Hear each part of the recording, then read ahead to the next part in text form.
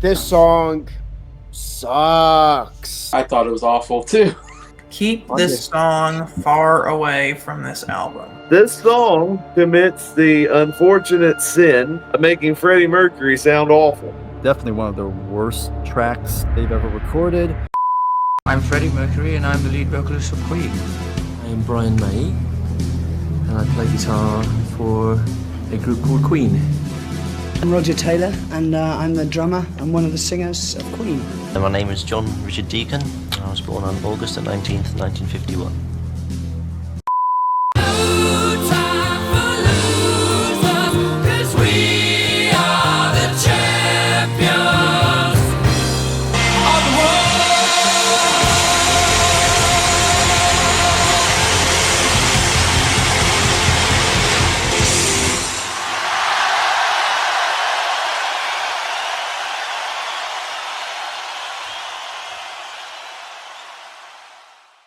Hello and welcome to Bryer's Music Showcase. I'm Bryer Cisneros and welcome back to the Queen Retrospective with Friends. And of course, the friends consist of Nick, Jason, Scott, and Jacob. And we are continuing the series and on our way to Queen 2. And so I'm definitely looking forward to be talking about this one. And we're going to see if it falls under what is known as the sophomore slump. The first album was very promising, but the second album kind of fell flat. Does Queen 2 fall in that camp? Well, we'll find out today. Let's go ahead. Before we get into the background info, what is our kind of brief thoughts on this album here? I think this was a really good follow-up to the debut album. In my opinion, this is better than the first album. There's like two halves to this album. There's the Brian May side and a little bit of Roger Taylor. Then you got the Freddie Mercury side, which is the black side. So there's white. So there's no side one or side two. There's side white and side black. I think that's a really cool concept, and I'm very looking forward to talking about both of them. I wouldn't go as far as to say it's their best album, in my opinion. I think, there's just three albums I think crushed the floor that came one right after another. Yeah, this is a great effort from Queen. Yeah, I've never been a big fan of this album. It's such a weird album. It's not like their other albums, I feel like, especially when you get into the Night at the Opera, Day of the Races, whatever. There's no big hits on this album at all. Like, there's nothing familiar at all in this album. So if you come to this album and you know the big hit songs, you're getting none of that on this album. It's a little different, I think. This is kind of an interesting album. The first time I heard this, I was like, what? Like, this is completely different from the Queen that I've known. But the more that I've listened to this album, the more it's really grown on me. And I've kind of grown to appreciate it a lot more with repeated listens. Yeah, this was definitely a blind spot when I first listened to Queen's album. I think aside from Seas of Rhye, I didn't know any song on this album. When I first listened to the album, I really liked it. Listening to it again and hearing these songs with more processed thoughts, it's like, yeah, this is a really good Queen album. Queen 1 was a great debut.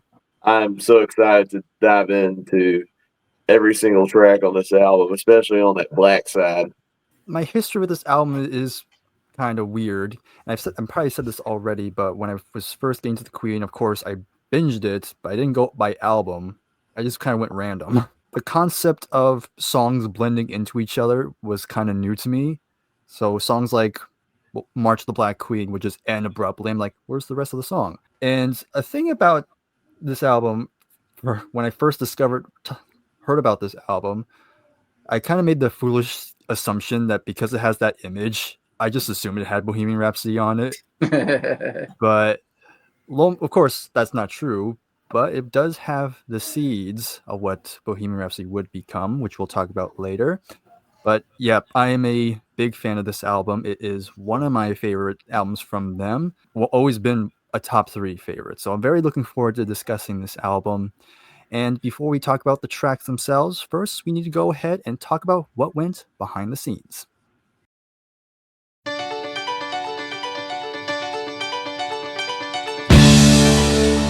So following the rather lackluster response to their debut album, the band just quickly decided to go ahead and focus on the live shows, because that was the thing that was keeping the crowds coming, and they were already starting to build a cult following. And all it comes down to, at this point, they were really expanding on costumes. You know, their costumes were a lot more flashy, a lot more extravagant, very elegant, kind of fitting the Queen vibe. And it was even fitting in with a lot of the glam rock scene that was happening at the time. And it was time to record another album, and the band felt the debut was kind of like a little test, kind of see where they were. That's when we sort of first really got into production and went completely over the top. And it was also around this time they were starting to get more noticed by the music press, the famous music magazine Melody Maker, which gave them their interview. They asked the band, "What is your plan for the next album?" And I forgot who it was. I want to say it was Freddie. And he said the basic concept is good versus evil. Now it's time, and actually a good transition, because around this time, they knew they want a good album cover that could definitely catch people's attention. And they came across a guy by the name of Mick Rock.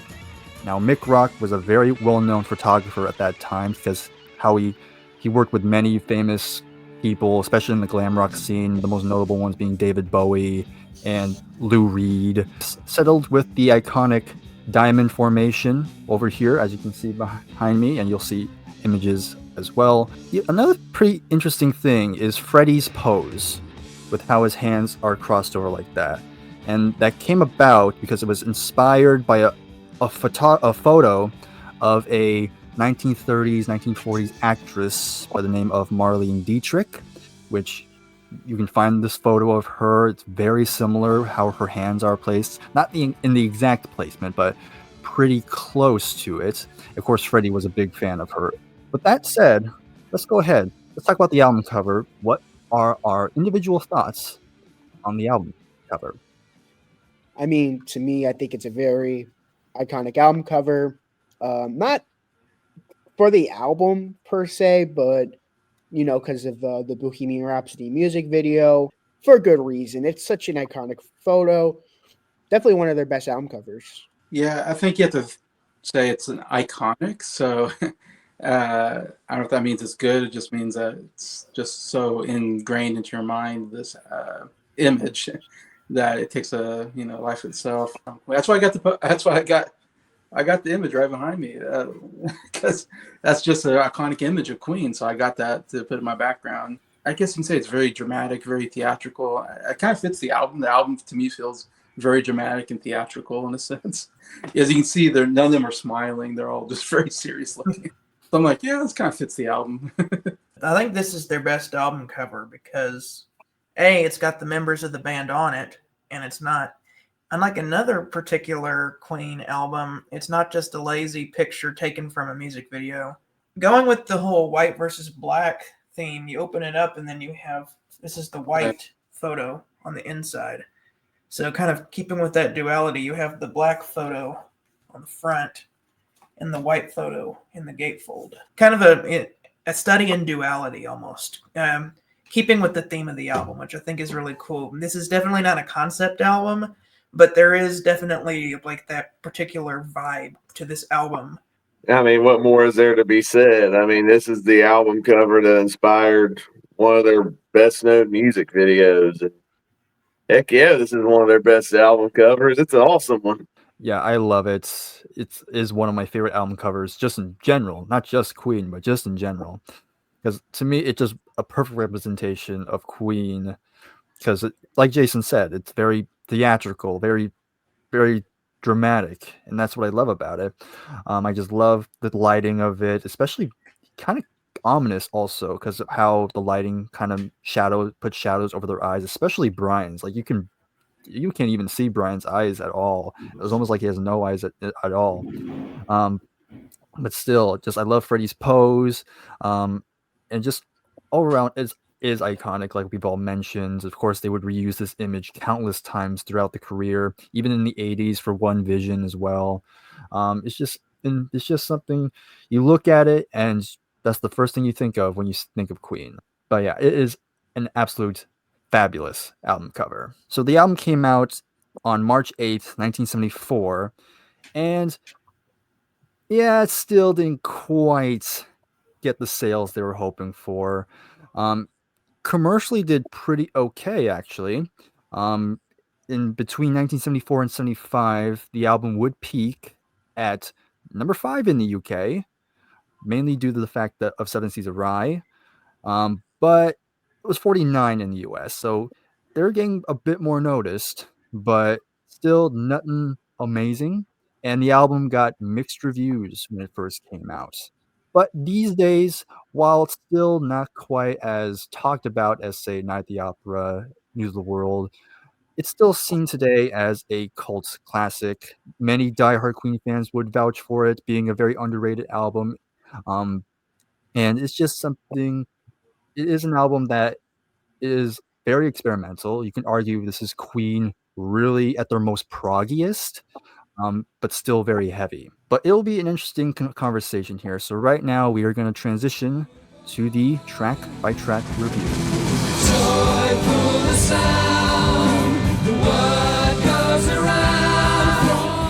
Okay, so these first two tracks I'm going to be combining since they kind of feel like one track here. So we're starting with Procession and Father to Son.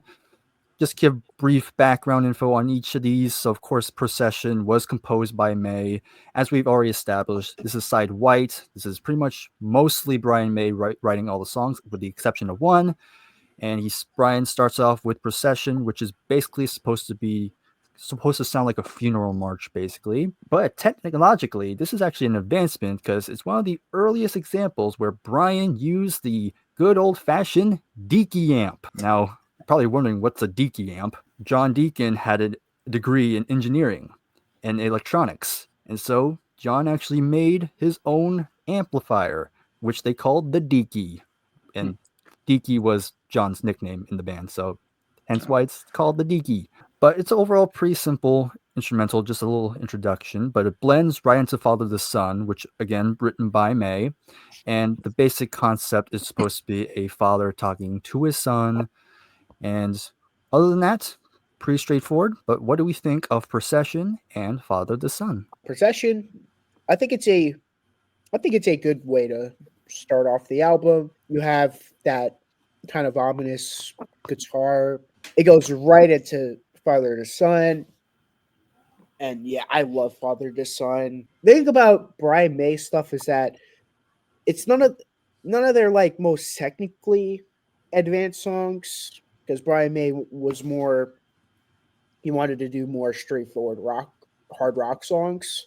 But I thought this was a great way to open up the album.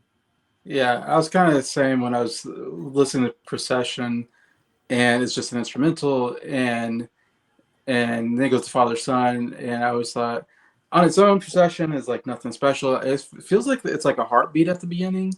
Honestly, the drumming of it's like do whatever, how it does it. I feel like, oh, this is interesting. And then the guitar comes in, and you're like, okay, it's short though. It's short, and man, the transitions on this album, like you don't know when one song ends and one song begins.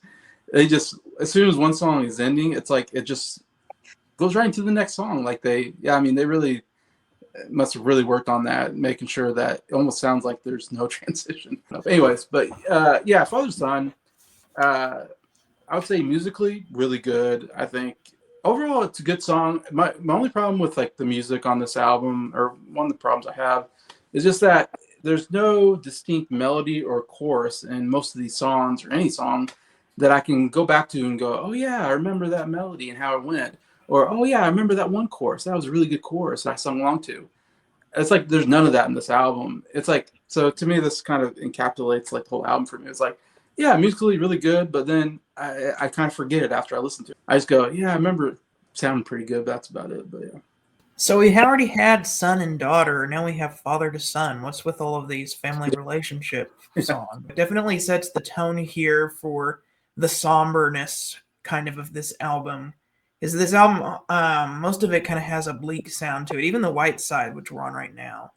But then you get into the song Father to Son, and I think that was a really cool song. Lots of heavy guitar on there as well. Procession seems like it was more like heavily orchestrated and arranged, and this is more free form and improvised. So it's kind of cool that Bryan is going through several different guitar styles on here, both thought out and more spur of the moment.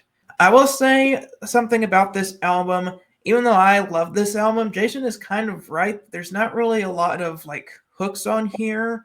This is more an album that I would say you experience rather than you sing along to. I like the catchy choruses, and I like this as well. It's cool that Queen kind of did a little bit of everything. So I'm excited to see, or I know where they're going, but every time I listen to this album, it's like I'm excited to see where they're going to take you next. Yeah, if I listen to Procession on its own, I would probably say it's the worst song on the album. So I'm glad we're combining it together because it's a really good build up to Father to Son. It's a really good guitar solo from Brian May, him doing it all by himself. And then you get to the Father to Son part. You could definitely see the continued growth and quality from the last album. I do love the guitar work, especially on this song. I think it maybe goes on a little too long. Like, I don't know if maybe the guitar solos maybe a little too long, but it doesn't detract the experience or the rating of this album. I think it's still a really great song. We're experimenting and we're doing some really cool stuff. I'm kind of in agreement for the most part. Yeah, Procession on its own is still really cool because, again, all the guitar overdubs that Bryan is implementing on here helps make it sound a lot more grander. Of course, you have Roger Taylor just providing that very simple bass drum pedal, like Jason pointed out, kind of sound like a heartbeat almost. But of course, it's just a good build up into Father to Son, and I think it's a really great way to open the album. Kind of sets the mood. I love how as the song progresses, it does get a lot heavier. Gets a lot more hard rocking with a great guitar riff into it. And just the kind of main melody, the whole Father to Son melody is, I think, is pretty memorable. That one I kind of think of every once in a while. And I like how it does play a lot more with dynamics because you have the more hard rock sound, but at some point it kind of quiets down a little bit. It's not in my top 5, but I think it does a solid job kind of opening the album and kind of setting the stage, if you will. And of course, the song does blend into the next one, which we'll get into right now. So sad, her eyes. So White Queen is, of course, another one written by Brian May, and this song actually dates back to 1968. It's actually based on a novel he read. It was called The White Goddess by Robert Graves, and it was also inspired by a woman he had a crush on. Bryan has also said stories that he was not good with women when he was a kid. He was always very shy, kind of unsure how to approach them, and he had a crush on this woman, and he was just in love with her, but did not have the guts to come up to her and ask her out. But that's most of the information. So what do we think of White Queen as it began? Yeah, this is a terrific way to follow up the last song, and it's like a nice song. It's not like, it's nothing like in your face. Of the two, I'm going to prefer Black Queen, but we'll talk about that when we get to it, of course. But this is a really nice song. It just has like a certain vibe to it that I just really, really enjoy. And to me, this is a big highlight on the first side of the record. I was saying, is this one of the longer songs on the album? Yeah, it's one of the longer songs on the album. I think there's like 2 songs that are like 6 minutes long at least. This might be one of them. Yeah, for me, it's such a, again, it's hard.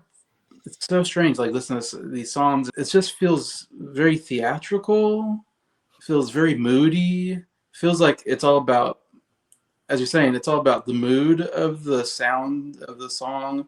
Like after I hear the song, I thought it was okay. Like the music I thought it was pretty good, and all that. But like, I can't say I remember the song after I hear it, and I don't remember it because I'm like, I can't pinpoint a moment in the song where I'm like, oh yeah, that was a great chorus. Oh yeah, that was a great melody. Oh, that was a great guitar riff. Overall, I'm like, yeah, it was good. It was good. It was not bad. Not like what we're gonna get with some of the later albums that I cling to more, but at least it's okay. This it's not a bad song. It's an okay song. This song is pretty good, but I'm going to have to say this is probably my least favorite song on the album. I don't know. I find it's not quite as memorable as some of the other things here on the album here. Pretty much Brian just describing his like ideal woman or like the perfect woman in his eyes. Nick kind of mentioned this earlier. It feels like Brian is kind of trying to do the more traditional stuff, and then Freddie is the one who's writing the more out there stuff. It's this stuff like this kind of seems to get overlooked because you're like, okay, this is nice. If this was on Queen 1, this would have been really great, but like I want to get to the fantasy stuff on the second side.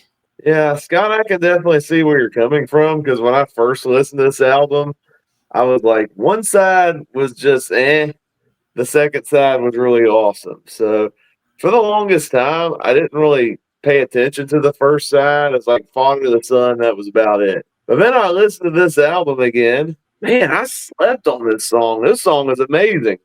I'm going to say it right now. This is the only song on the White Side that's in my top 5. I think it's a terrific track. I like the acoustic production on it at the beginning, mixed with Freddie Mercury's beautiful vocals, singing about this dream woman of Brian May's. It almost gave me like acoustic Led Zeppelin 3 vibes. And then it builds up to this really good chorus. Probably some of the first great harmonies on this album. I thought this was a really underrated deep cut. I guess the whole album's a deep cut. But as far as what's on this album, this one gets on the back burner compared to the ones people love on this album. But yeah, this one is awesome. Don't sleep on this one. This one is amazing. The whole idea of that, I do get where people come from that, because I've heard many people say they try to get into this album, but for all the reasons that have been stated, it's not quite as hooky as later Queen albums. But to me, that's kind of the fun of this album, where it's one of those albums where each time you revisit it, you kind of rediscover something new. So it's an album that does grow on you on multiple listens, and I was kind of the similar thing. I thought side 1 was solid, but it was definitely the side that had to grow on me a lot more. And this song, for example, I really love the overall tone of this song. Very somber. Love the moodiness of it. The acoustic guitar sounds really pretty. And I love Freddie's vocals in the beginning. Like, it's very soft, very gentle even. Again, it's a song that also kind of switches up, especially with the part where the electric guitar really comes in. This has always been a song I've always enjoyed. I've always really liked the song. It's always been a favorite on side 1. And I think it's a really strong track. You never heard my song before, the music was too loud. Hey, so this song is pretty notable. There's not much background info on the track, but it's notable for the fact that not only was it written by Brian May, but it's the very first song where he takes the lead vocal. So what do we think of Brian's first lead vocal? Well, now's the time for me to say I am a huge fan of Brian May's vocals. Spoiler alert, one of his songs is, in fact, arguably my favorite Queen song of all time. Arguably one of the best songs ever made. None other than Fat Bottom Girls. Yep, that's the one. I mean, he does technically sing on it, but that was the joke. But this song, though, I think this is a great introduction to his vocals. It's like a softer acoustic song, even though we've gone over that this was more supposedly the straightforward side. This kind of has like a whimsical feel to it. If you're going for a straightforward sounding song, Brian, you did a bad job. But I mean, the song's great, so you did a great job. But you failed successfully, Brian. If that makes any sense. But going back to what Scott was saying before, with saying that you just want to get to the second side already. I've always really liked this first side. That's my hot take, is that I always like the first side of the record. I'm not going to go and say that this is the better side of the record, because I won't, and I don't believe that. But I've always thought this was a really underrated part of the album, was this first half. And the more I listen to it, the more I grow to love it. And to me, this was a really nice song. And, it goes into the next song really well. But we'll get to that when we get to that. Yeah, I like the song. It's a little more acoustic based, I'd say. Really like the acoustic guitar playing. It's just very fast drumming pattern or something like that. It really sounds good. My favorite part of the song, what I really like the song is after he sings like a verse or something like that, it'll kind of stop, and then he'll go into this acoustic guitar, and it's just the acoustic guitar playing, and you'll hear the acoustic guitar, and I go, oh man, I really like this. And then the bass will come in and go do do do do do, like it's this really cool bass line. It will kick in, and then right after that, the drums kick in. If you can't tell, it's actually one of my favorite songs on the album. This is a really cool song. This is one that not a lot of people really talk about. This is one of the songs that I would point a more I just know Queen from their hits fan to. If they're like, what song should I listen to on Queen 2? First off, it introduces Brian May as a lead vocalist, and he actually does really good. It's really cool that Queen have several different vocalists who could have been the lead vocalist, but of course, the one that sings most of the songs is arguably, and in my opinion, the greatest lead singer of all time. But Brian's showing that he can hold his own singing this song. I like more acoustic nature of this song. A lot like the last song. It's when you stack that up against some of the other stuff on this album, it's like, man. Like I'm loving this, but it's not going to be in my top 5. So going back to what I said on the last song, I completely overlooked the first side of this album. Because when I first listened to this song, I'm like, I don't think I'd ever heard Brian May sing a Queen song before. So I was like, he's good, but he's no Freddie Mercury. Listening to this song again, I'm like, you know what? I actually really like this song.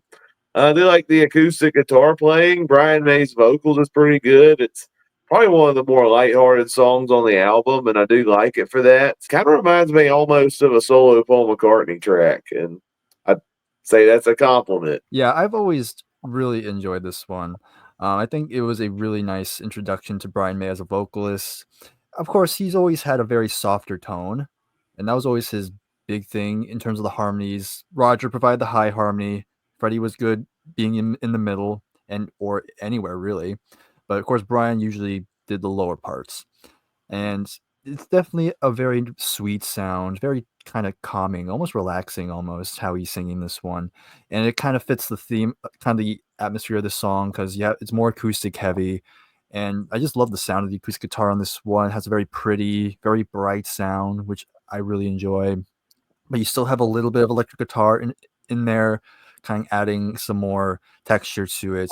And I'm glad Jason brought up John's bass on this one, because I think this album is a good step up for John as a bass player, because John had bass moments on the debut, but I feel like generally throughout the whole album he had some really good bass lines if you really pay attention. Just very melodic.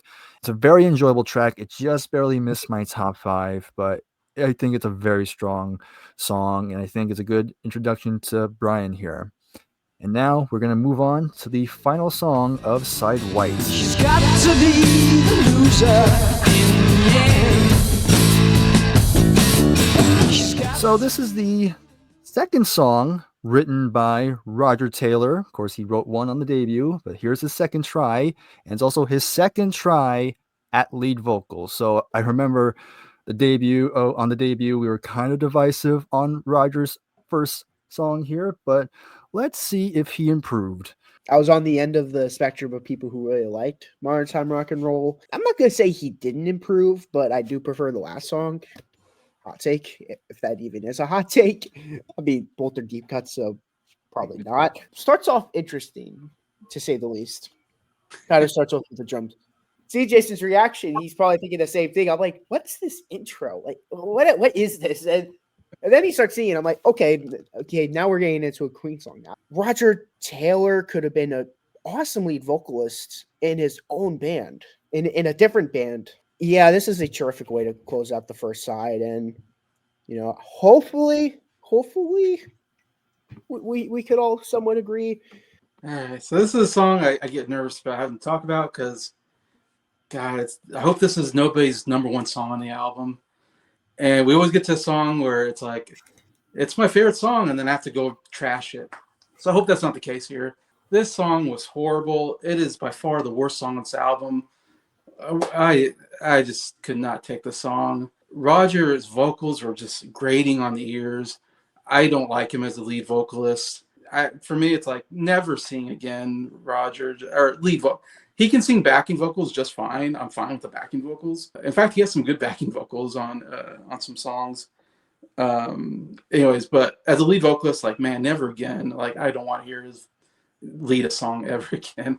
Sorry, this was, I thought, a terrible song. I like it, but it's my least favorite song of the album too. So don't worry. I'm not the type of person to guarantee things, but I could guarantee none of us have it as number one. So you could rest easy knowing that. Okay, I hope not. I used to hate this song. I used to always be like, whatever song Roger Taylor sings is the worst song on the album. I don't know what it was, but listening to this time, I actually kind of liked it.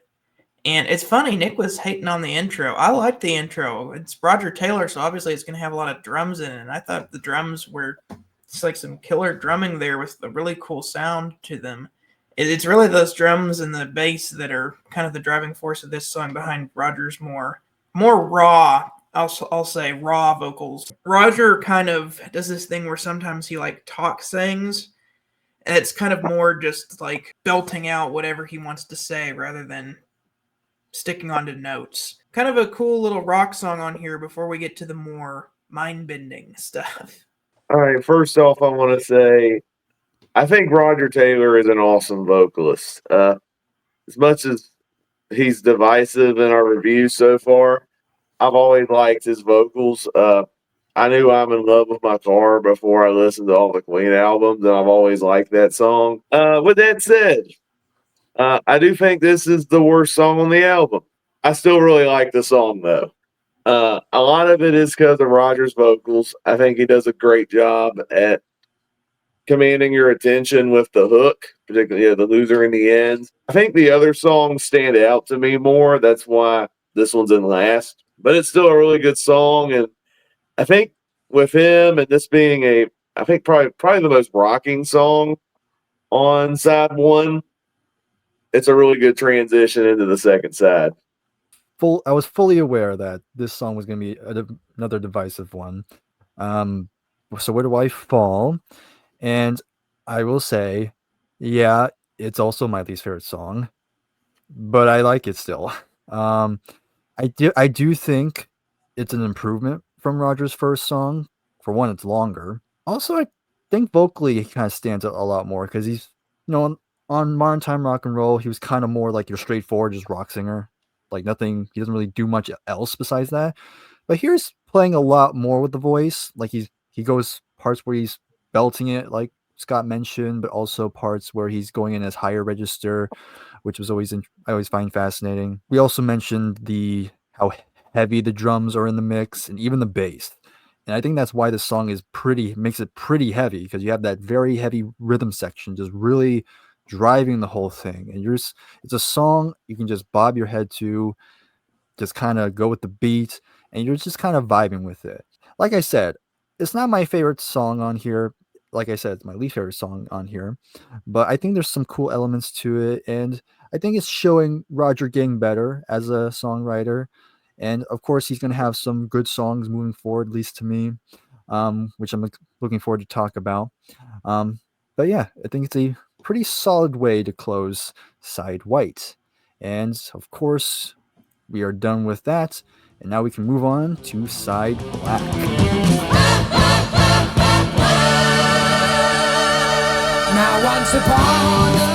Moving to side black. Of course, every song was written by Freddie.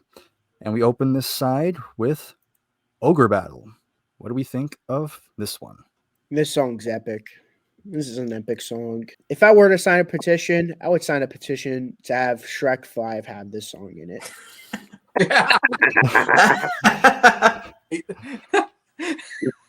I would sign that in a heartbeat, Nick. Yes.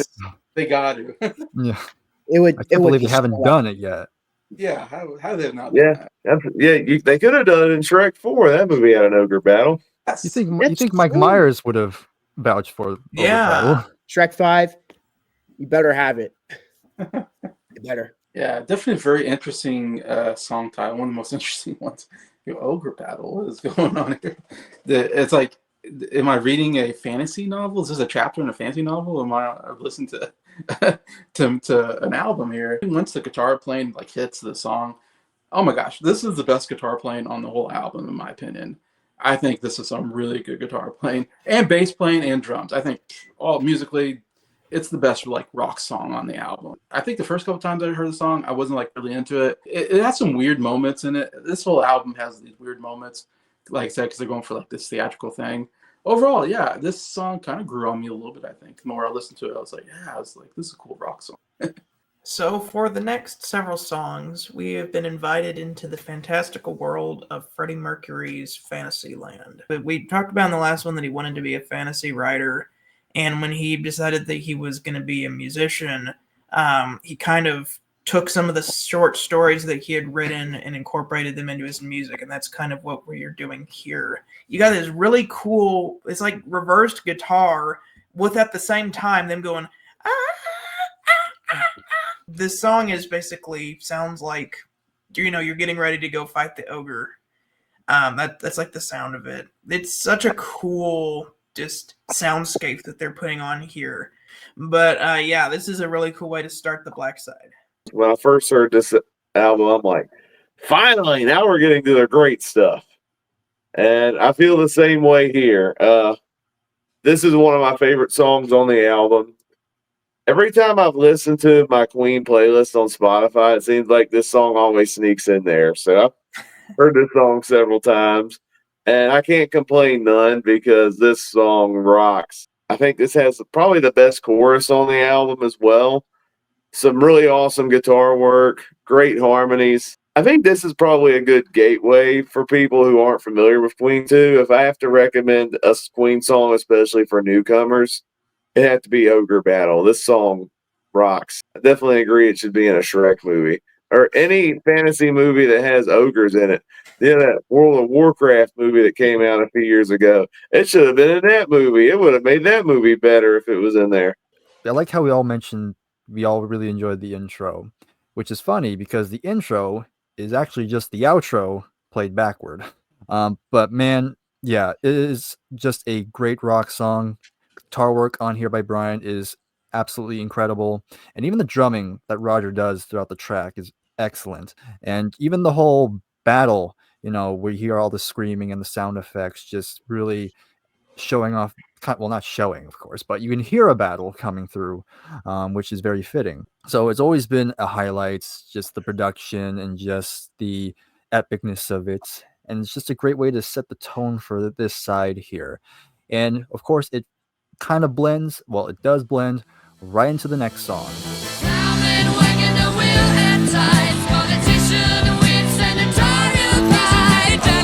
So the Fairy Feller's Masterstroke is a very interesting song. It has a very interesting backstory because it's actually has nothing to do with Freddie's like fantasy world of Rhye. It actually comes from a different source because the title Fairy Feller's Masterstroke actually comes from a painting. The painting was done by a guy named Richard Dadd. And Richard Dadd is kind of a very infamous figure in the painting world because he actually painted the Fairy Feller's Masterstroke while he was in an insane asylum for killing his father. A glimpse into a kind of a madman, if you will, because it has all these different fairies, a lot of fantasy elements on there, and it just looks absolutely bonkers. Like even the detail is so precise on it. It's no wonder Freddie was really taken aback by it. But anyway, the lyrics just basically describe the painting. Besides that, what do we think of the Fairy Feller's Masterstroke? Right off jump, it's a Baroque pop song. Who's a sucker for Baroque pop songs? Me. Yes, this is a huge highlight on the album for me. Even knowing that now, even having that in the back of my mind, this is such an epic song. It's so cool, like how it transitions from Ogre Battle to this song. And I'm not gonna lie, when I first heard the name of this song, my mind immediately went to the gutter. I don't know why. I'm like, is this gonna be a Dirty Queen song? I'm like, oh no, I hope not. And thankfully it wasn't. But yeah, I was like, oh God, please no. He's about please. to deliver the master stroke. No. But anyways, this was a epic song. I mean, it starts off with what I think is a harpsichord, and then Freddie Mercury with the kind of higher register vocals. If you haven't guessed it already, this is in my top 5. Yeah, for me, this was a weird song. I don't know, just the way it was arranged, everything. I don't know, just something about it was just, I just wasn't into it. It was just kind of weird all around. I swear this, it sounds like a polka. I call it polka rock.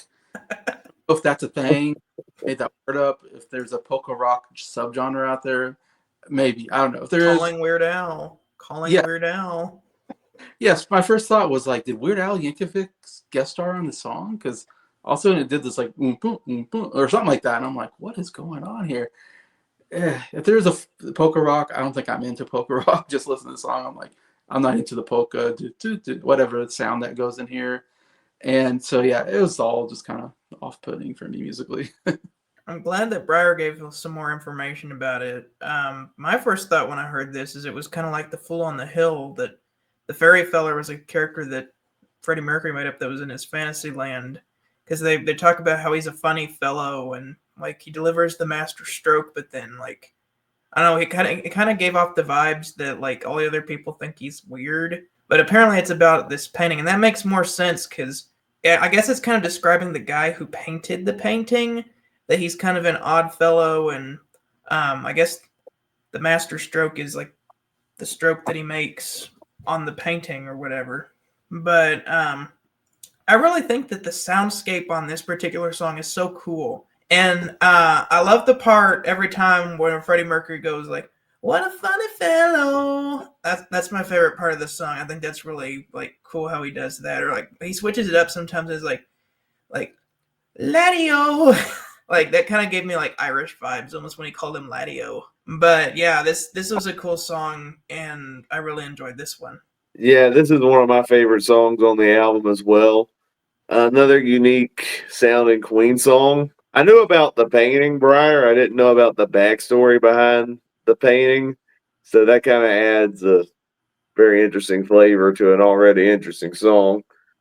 I love the fast singing on here. There's a lot of crazy lyrics on here. I don't have the lyrics pulled up, but I did get a crack of him saying Ladio for some reason. I'm surprised. I wonder how many takes it took them to record this song, because they're singing a bunch of old English words that we don't really use in this day and time. Great harmonies too. Like some of my favorite harmonies on this album is in this song. Very fast moving. Another awesome track on the album.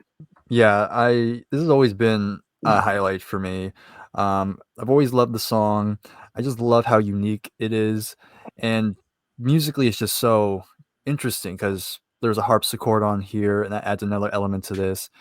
And I love the bass playing from John on this one. Like John's bass work is just really amazing on here, and the drums and guitar are just adding to the tone as well. It's strangely catchy, especially how Freddie's delivering the lyrics I find very memorable. And another thing I really find interesting, like the song has an almost frantic, almost manic sort of feel, which to me actually fits because, like I said, like Richard Dad, like he was basically a crazy guy, and he was a painter, and I think it fits well with that sort of like crazy, almost like the brain's going in like million miles per hour. I think it kind of is a perfect fit for like probably Dad's like mental state. It's just an overall just very cool song. I've always loved it. It is in my top 5. And of course, this one blends right into the next song. And Listen to the breeze, whisper to me, please don't send me to the path of nevermore. So, not much backstory on here. It's basically a ballad of heartbreak, and it's one of the shorter songs on the album. And other than that, what do we think of Nevermore? This is a beautiful song. It's just, I love how it transitions from the last song. It has like a grandiose feel to it that I really love. And I remember looking through the tracks, the names of the songs, and also initially going through the Queen's discography. I saw that name and I'm like, I know this is going to be a awesome song. And I listened to it. I'm like, I'm not disappointed. This is an awesome song. It's one of those short, sweet, and to the point. Yeah, song's fine. I mean, it's a piano ballad, so it sounded good. It's only like, I swear, like only over a minute long, maybe. Very, very short. Very short. So because it's so short, like I didn't put it in my top 5 just because it was too short. I wish it was. They should have put at least 2 more minutes on the song. It might be a top 5 song. So it's like, man, it had potential. It's just so short. But yeah, it is a nice piano ballad. This song is incredible. I like how it kind of slows down and it's the piano and Freddie singing. I like the line. I don't exactly remember what it is, but it's like, "Don't cast me into the land of Nevermore," or whatever. Or whenever he says that, I don't know exactly the lyric there, but whenever he gets to that part, I'm just like, that's interesting. Like, what does that mean? In the context of just the song, it could mean "Don't cast me off," or in this fantasy world that we're singing about on this black side, like, is there a land of Nevermore? Just that one line got me thinking a lot about the story that they're trying to tell with this side of this album. The way that this song made me think about that, and the way that it kind of drifts through the tempos, and Freddie's voice and the piano and the ballad nature of this song made this one of my favorite songs on the album. I will admit this is my least favorite song on the second side. I think a lot of it has to do with it's the shortest song on the album. It's not bad. I actually think it's a beautiful track. I agree with Scott and Nick especially. It's a very lovely piano ballad, plays around with the tempo and vocals a little bit. And Freddie sings great on this song, and the harmonies we got on it are really good. I wish we got more of it, though.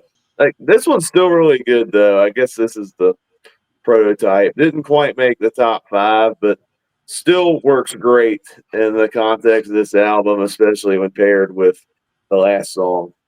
I think the song is really beautiful. I really love the piano playing, and I really love Freddie's vocals on here.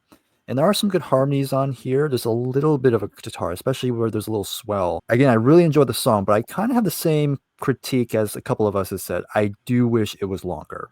Another thing I kind of take in with this song, I don't have much else to say, but another thing I see this song is that it's almost like a track to kind of calm you down after the frantic motion of the last one. Of course, unbeknownst to the listener, it's just getting you, providing a little false sense of security, because of course we get into the next song on the album, and it is considered a big highlight for a lot of die-hard fans.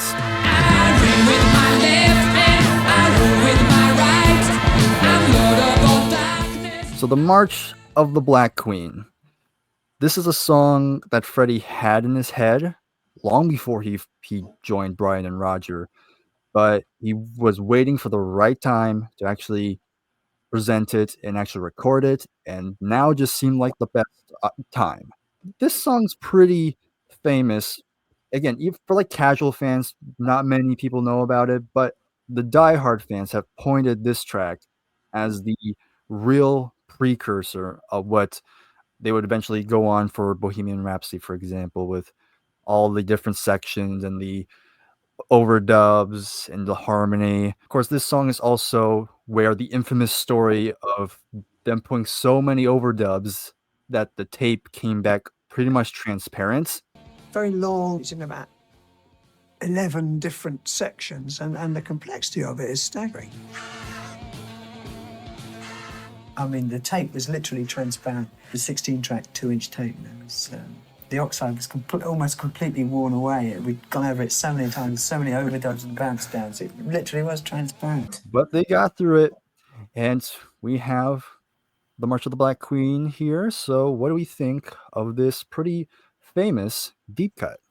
This is like the last album, the epic on that album, their very first epic on that album was Liar.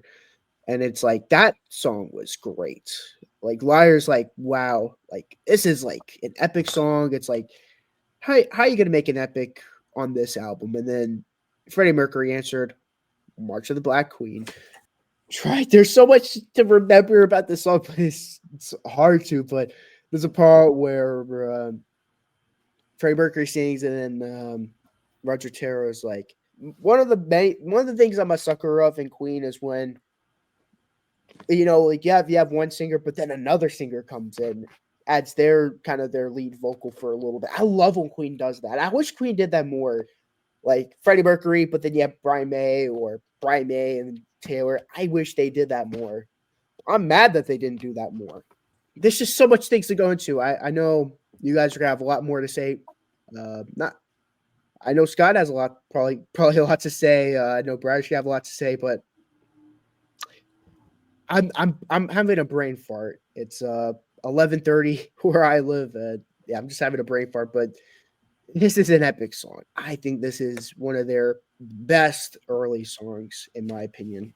Yeah, this is definitely, I think, the most ambitious song on the album, musically and everything. And definitely, yeah, my first thought was like, oh, this is like the precursor to Bohemian Rhapsody and the Prophet song, like what they're going to do on other albums, like, and which is kind of amazing. Like, it's only the second album and they're already putting out a song like this, which is like, I don't even know how you come up with a song like this. It's just all over the place. Melody, whatever melodies are just constantly changing, tempos constantly changing. It's just changing it where I don't know, it's hard to follow the song. It's just constantly changing all the time. And again, like I said, my main problem with this album is just that I can't really pinpoint a like certain melody or a certain chorus or a certain riff or anything that like makes me remember the song that well. It's like over 6 minutes long, so it did kind of drag a little bit because I feel like there's multiple guitar solos, which I was kind of going, okay, another guitar solo, good guitar solo, but I'm like, I don't know if I need this many guitar solos. I don't know if I need this long. And again, musically, really good stuff. I mean, and I marvel at the ambition of it, but it's not. I can't say it's a song I'm ever probably going to listen to on my own. I don't even know how I'm going to describe this song. Oh, man. This is a song that is best just experienced, I would say. I'm going to try to talk about this song, but the best way to understand what I'm talking about is to actually listen to it. This is definitely like the precursor to Bohemian Rhapsody and the songs that have like several different sections. Yeah, Nick, I'm right there with Nick. I'm trying to remember all the cool stuff about this song. There's so much stuff to talk about. It's hard because there's so much to talk about. I mean, honestly, of all the songs in their discography, this is probably the most complicated to talk about. Yeah, it is. I'm gonna be honest. Like, even Bohemian Rhapsody, I mean, that's like very straightforward. It's like you got the ballad, you got the operatic section. I don't think that I've ever reviewed a song this complicated. And I've reviewed Supper's Ready by Genesis. Supper's Ready by Genesis is a lot longer, but I can at least like tell where all the sections are, and there's at least some kind of a roadmap. This song has no roadmap. It is all over the place. Like I said, like I've attempted my best to try to explain this song. I can't do it justice unless you listen to it for yourself. The best way to find out what this song is to listen to it, because that's really all you can do with this one. So even when I first listened to March of the Black Queen, I knew that this was one of the best early Queen songs. If I had to describe this song, it'd probably be like Queen on ADD. And what I mean by that, not trying to demean anybody that has that, but it's all over the place. You don't know where the song's going structurally. It's still really cool listening to it. You got some really cool heavy rock stuff. You got the slow stuff. Some amazing overdubbed harmonies that definitely led to some even greater songs to come after this. I think without this song, you wouldn't have the Queen that we know and love today, and I deeply respect the song for that. It's definitely in my top 5 as far as this album goes. It's epic. So when I was first getting into Queen, like I said, I didn't go in any order, but I remember getting to this song because I liked the title of it. It sounded interesting. And once it was over, it blew my little teenage brain out. It was just absolutely a lot more intense than I thought it was going to be. But even at that moment, I loved it. Like, I just absolutely adored all the different switch ups it puts you through. It's almost like kind of like a roller coaster, pretty much, which is how many twists and turns it's just taking you. And of course, Freddie's vocals throughout, just really playing all these different characters and just really describing the scene, even if you don't really know what the heck's going on.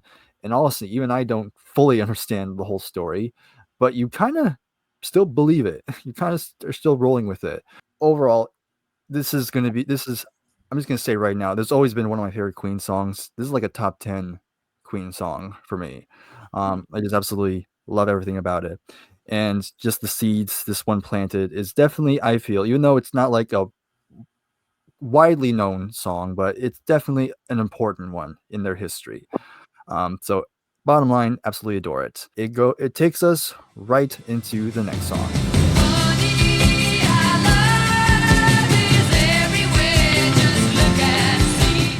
Funny How Love Is, kind of an abrupt change up, but not much background info, but this is definitely them doing another kind of experiment with production. This is where they're doing a more wall of sound approach. So what do we think of Funny How Love Is? A lot of Queen fans consider it to be one of their worst songs. I never got that.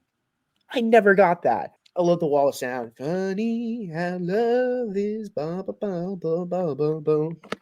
Much more simplistic than the last song. I could actually describe this one. And besides that, it's just a nice melody. I love the harmonies, and Freddie Mercury's high-pitched vocals are interesting to me. But yeah, this is one of my favorite songs on the album.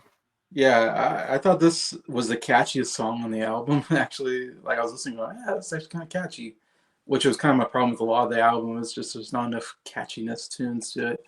But this one definitely was the best one as far as like, yeah, this is kind of catchy. So obviously it's gonna be one of my favorite songs in the album, just because I was like, I kind of can remember the song a little bit compared to a lot of the other stuff on the album. It seemed less theatrical, I guess, in a sense, but. Yeah, not much more to say that than I thought it was a nice, catchy song. I think this is a cool song, especially how that boom, boom, boom, boom, with the guitar strumming and the piano come in underneath the ba-da-ba-ba-ba, and it goes right into it. I noticed there's a lot of key changes in this song. They basically kind of repeat that, but then they keep switching what key that little motif is in. I thought that was kind of interesting. It's definitely kind of a cool, sonically, kind of a cool thing that they're doing here, kind of like a Phil Spector kind of sound. Well, all the songs on this album are really good, but this is a good extension of what they've been doing on this album for so far. This song is in my top 5 on this album. This is another great song. This might have Freddie's best vocals on this whole album, because especially some of the high notes he hits. I like the guitar work on this song. There's some really cool key changes that make it unpredictable. As simplistic as the songwriting is, there's still a lot of cool, complex stuff. I think if you wanted to put out a second hit song that's not Seven Seas of Rhye, this song could have been a hit in a different timeline, I could see, but right now it's another underrated deep cut. This is one of the best songs on the album. On paper, is kind of a total whiplash, if you will. Because after that crazy roller coaster run, then you get to this one. It's like, oh, okay, I guess we're calming down now. I will say, this was a song that grew on me. When I first heard the song, I didn't really think much of it at the time.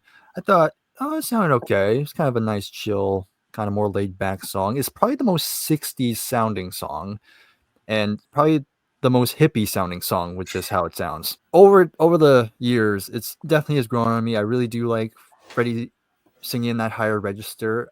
I think it sounds pretty cool. Kind of fits the tone that they were going for on this. Overall, it's a very solid track. It's never been one of my all-time favorites on here, but I do like it. But now we're almost done with this album. We have one more song to talk about on here, and ironically, it's the song that ended the last album, but different. Hail me, you lords and lady preachers.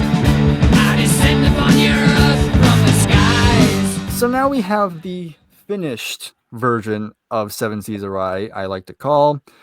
And this song is also very significant in their history, as this was the lead single, and it was their very first top 10 hit in the UK, just the UK, not the US yet. So what do we think of the finished version of Seven Seas of Rhye? My only big issue with this version of Seven Seas of Rhye, that bass section in the instrumental version is non-existent on this version. It's actually funny because I actually re-listened to it. It is in there, but it's not in the beginning. Oh, where is it? It's actually somewhere in the middle. I forgot where exactly, but I remember I was listening to the album and I did hear it, that bass riff you were talking about.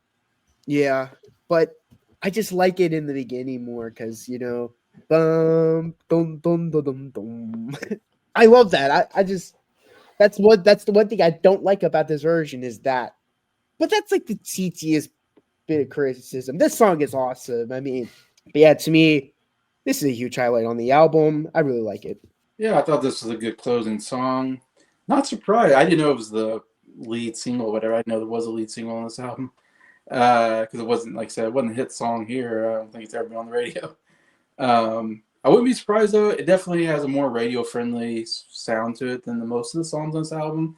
I can't imagine most of these songs you can put on the radio and anybody would listen to it. This song, though, I thought was a nice, really upbeat rock song. One of the best rock songs on the album. I thought the guitar playing was really good. This and Ogre Battle, I thought were like probably two best rock songs with the best guitar playing on it. And I love the piano. One of the best parts is like the piano would come in and then it would go away. But when it came in, it was this very fast-paced piano. It was like, so yeah, I like the rock element of this song. Yeah, it's definitely one of the top songs on the album. After hearing the little demo version on the last album, it's like I almost can't even listen to that version. It's just like it makes me want to listen to this. This is the finished product. This is what we've been waiting for. You almost can tell that it's lyrically about like this conqueror who's like, I'm here to challenge the lord of this land and take over. Like I'm here to take over. Give me what is mine. The Seven Seas of Rhye. I don't know exactly what it is, but I would imagine it's about almost like Return of the King with Lord of the Rings. Like some ruler's son has lost his father's land, and now that he's grown up, is back to reclaim the Seven Seas of Rhye and bring peace to the kingdom or whatever. I don't know. That's kind of what I'm getting lyrically from the vibes of this particular song. He's doing this guitar outro, and while he's doing the guitar outro, you hear this chorus of drunken sailors in the background just singing, "Oh, I do love to save his on the seaside. Oh, I do." And then eventually the guitar fades out, and that's all you can hear is these drunken sailors and this band playing the bar singing, "Oh, I love to save his on the seaside." I'm like, this is, and like there's even laughing and stuff. I'm like, it's such a weird way to end the album, but like at the same time, it's so cool. I'm like, much like Bohemian Rhapsody, I'm like, how the heck was this a hit song? Like, it's just so musically adventurous that I'm like, okay, cool that like people want to hear this, but it's like I would not expect this to be a big hit. Like I'd expect this to be the song. It's like, hey, let's listen to this new underground band, Queen. We're going to play the Seven Seas of Rhye. It's a song based on Freddie Mercury's ambitions to be a fantasy writer. That's what I would expect. But like the fact that this had a top 10 song in Britain, that's crazy. Wow.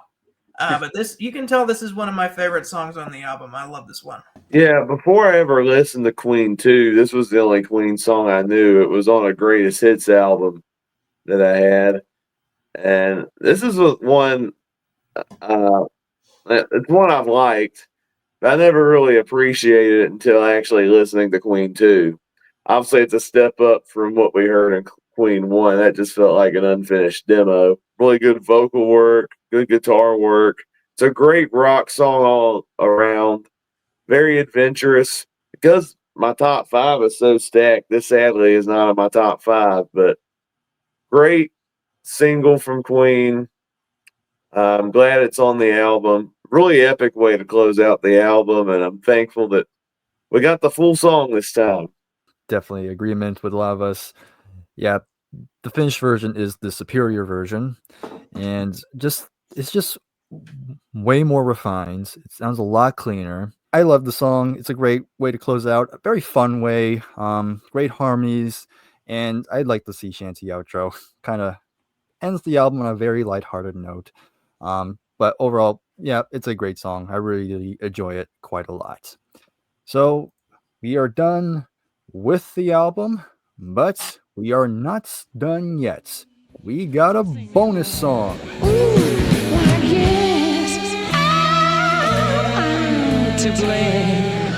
So, See What a Fool I've Been is the B-side to Seven Seas of Rhye, written by Brian May. Not much about the lyrics behind it, but it's basically what many fans have described it is basically this Queen's closest they ever get to the blues. And so, what do we think of this song? Do you think it should have been on the album? Or do you think, yeah, I think you should stay on the B-side? Didn't think I would do the Sir Queen song. This song sucks. This song is terrible. I can't believe I'm saying this about Mercury's vocals, but they're terrible on here. God awful. They're just, the vocals are so obnoxious on here. And Queen and the blues. I mean, they did it another time for News of the World, which Sleeping on the Sidewalk. I think that song's awesome. That's the one time they do the blues and they do it really good. This song, on the other hand, this song sucks. And honestly, this shouldn't have been released at all. B-side, album, this should have never existed. This is arguably one of the worst songs in my opinion. I hate this song, in my opinion. Yeah, I thought it was awful too. I'm glad I'm not the only one. I was afraid I was going to be the only one to be like, God, that was not good. But if Nick says it, then I'm like, all right, I'm in good company then. I'm not the only one that thinks that. Yeah, it's about as bad as The Loser and the I thought it would be one of the worst songs on this album if it was on here. Either the worst or second worst. Yeah, it's bluesy. Didn't care for that. Yeah, I agree with. There's some weird stuff. Like, I feel like I'm trying to remember the songs. I just heard it one time, and Freddie Mercury, I think, screams at one point all of a sudden. It's like, it's like jolted me. I'm like, what the heck? There's some moments in that song. It's like, what the heck is going on? Like, they just kind of jolt you. It was weird. I don't know. I'm glad it's not on the album. Yeah, this was bad. The whole time I started thinking, this sounds more like a Led Zeppelin song than a Queen song. This does not work for Queen.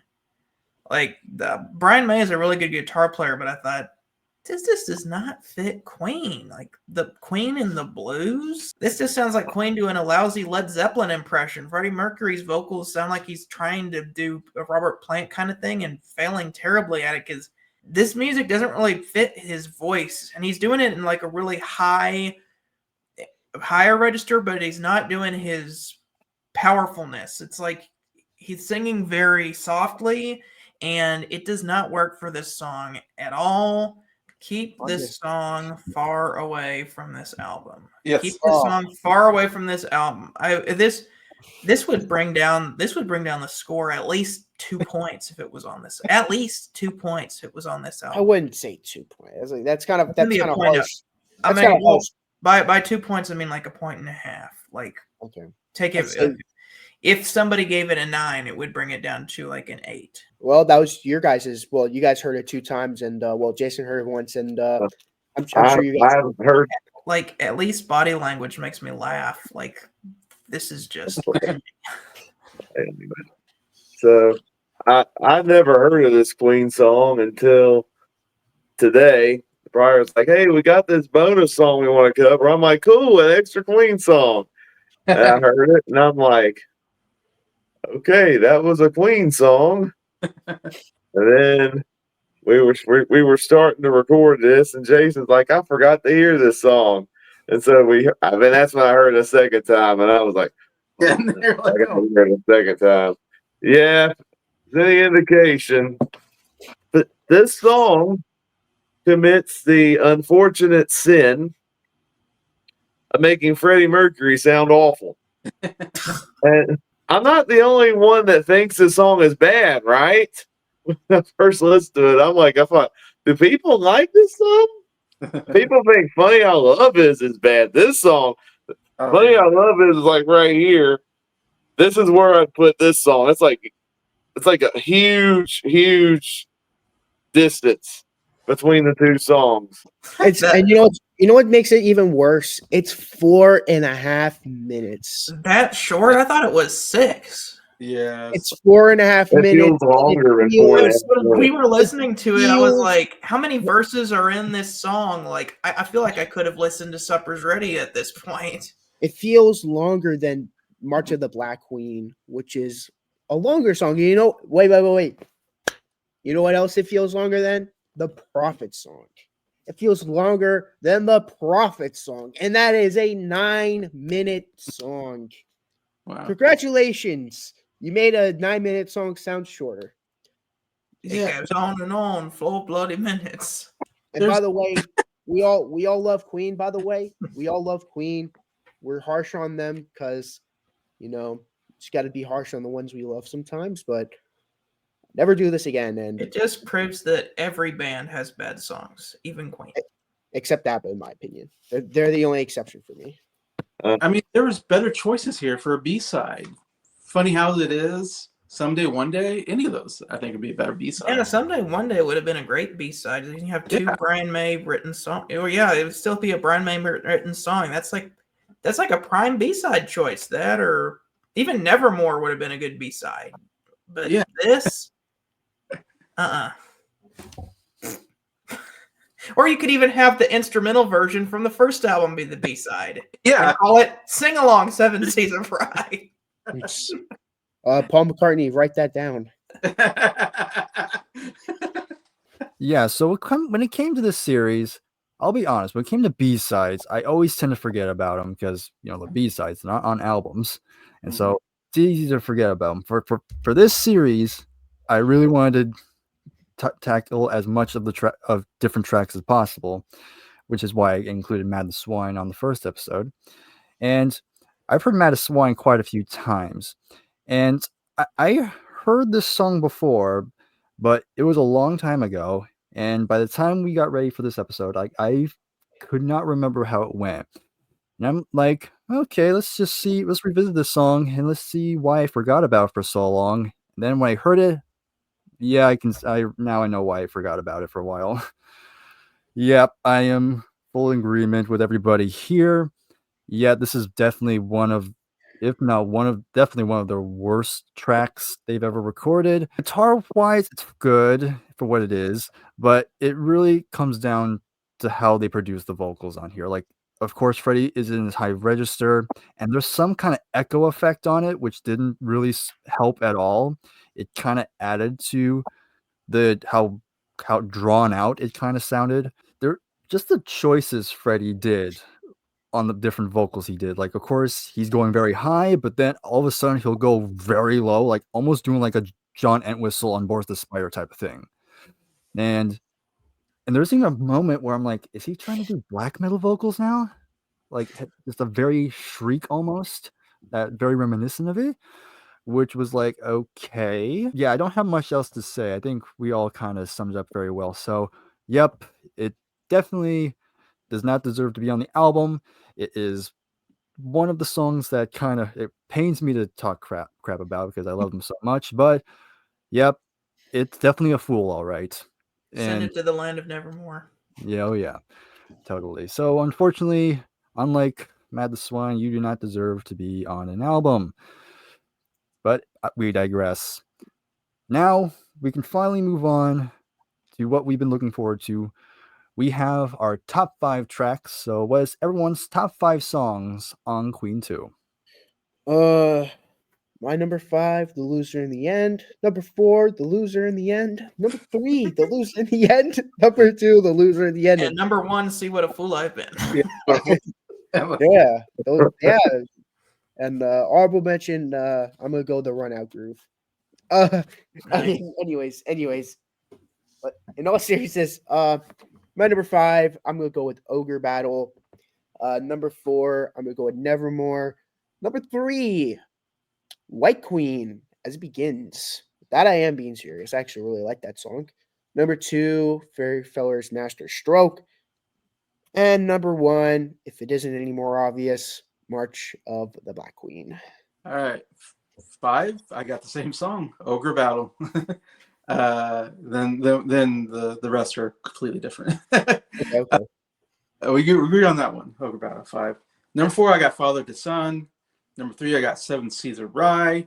Number 2, Funny How Love Is. And number 1, Someday, One Day. That's a good choice, actually. That That's a great choice. is. That's good. I'm happy you went with the Brian May song.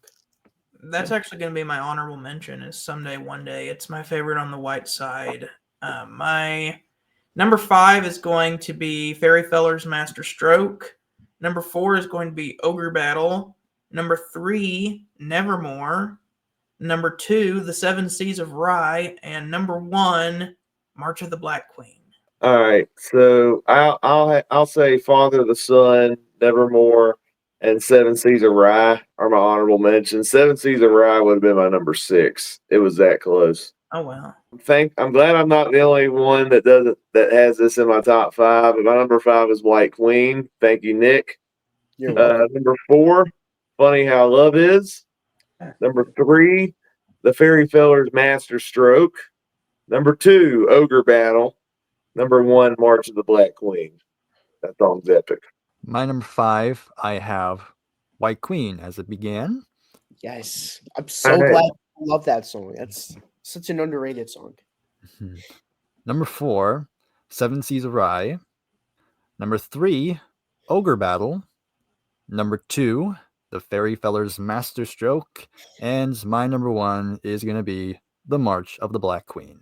Well, we've gone through the top 5, but now we go into our rating out of 10. So as you give your rating, you can answer the question I proposed in the beginning. Of course, we talked briefly on sophomore slumps. Do you think this album falls under that moniker, or do you think it's a big improvement, or do you think it's somewhere in the middle? Well, I'm going to say it. I think this is a big improvement from the debut album. I'm going to give this a 10 out of 10, and they will be repeating in that category of getting the 10 out of 10. Yeah, you can tell from my review, I was not into this album as much. Definitely like the first album more than this one. And this probably still would be one of the weaker albums of Queen. But when saying that, there's a lot of really great albums coming up that I absolutely love. So this is definitely towards bottom. Again, it's just so it's very theatrical type album. Not a lot of memorable stuff. Like none of these songs would make my playlist if I made like my favorite Queen songs. So for me, it's a 7 out of 10. This is a very good album, and this is not a sophomore slump. This is a sophomore bump. It is going up in score. I think I gave the first one a 9, if I'm not mistaken. This one I'm going to go with a 9.5. Solid stuff. I wanted to give it a 10, but I think back, and I don't like the White Side as much. And so because of that, I'm going to go with a 9.5, but still I'm not going to say much stronger than the first album because the first album was still really solid, but definitely better than the first album, that I feel like they have even better stuff than this. When I first listened to the album, I will admit I gave it an 8 out of 10. But the opinion I had on it was the White Side I didn't like as much, but the Black Side I loved. The Black Side was what made me really like the album. But I was curious listening to it again if I would appreciate the White Side more. And sure enough, listening to it again, even though my bottom 3 songs are on the White Side, the White Side is, admittedly really good. There's still some great underrated songs on that album. And I rediscovered White Queen, which is a new great Queen song I overlooked the first time. So I have a deeper appreciation for this album listening to it again. Queen 1, my score went up. It went from a 7 to a 9. Listening to it again, it's going from an 8 out of 10 to a 10. I think this was an amazing Queen album. And, I already said this has always been one of my favorites, so you can already guess what my score is going to be. It's got to be a 10 out of 10. I mean, the production of it is a big step up where the first album was a bit more raw. This has a much more refined sound, and I just love the different directions it goes into. I said this briefly, but people say this is Queen getting the closest to progressive rock, and you can definitely hear those prog moments, and I just love it for it. It's just different from what we mostly associate with Queen, and I just love the variety on here, and it is just an underrated album.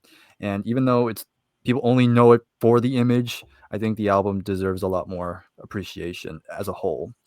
But there you go, 10 out of 10 for me. And we get overall some pretty solid scores all around, some pretty high ones. And so overall, I think this was a very well done conversation we had here. And before we kind of close out, do we have any final thoughts before we go? I'm still expecting higher, at least higher than the debut for the next album. I know that the third album, I know it's going to be kind of divisive. I think for me, it's one of their better albums, but I'm not sure where everyone stands on that. But I kind of go back and forth as to, do I like Queen 2 better, or do I like Sheer Heart Attack better? Because there's definitely things I like on both of the albums that are different than each other. Man, I gave this a 7. Everybody gave it like a 10 almost. I know 9.5, 10. It's like, wow, I just don't get this album like you guys do. I don't know why. It's so, man, you guys gave such a high score. I'm like, what's going to happen when we get to Night of the Opera? And they, I'm pretty sure I know what the average is going to be for that one. I think that's going to be the most obvious. Yeah. If you're giving this a 10, I hope those are 10s, because I can't. This is better than those albums, in my opinion. I mean, come on, Jason. You really, I mean, you've known me for this long. I know you. You know what I'm giving those albums. Jason. I know you and Bryer, and I would think Scott. Well, I think we're going to close it here. Of course, in the comments below, you can let us know your thoughts on this album in the comments below. Of course, make sure you subscribe to all the guests that you see here. All the links will be in the description. And until then, we will see you for Sheer Heart Attack. Hopefully, none of us get any heart attacks before then. Pray for us. But in any case, see you next time. Goodbye for now.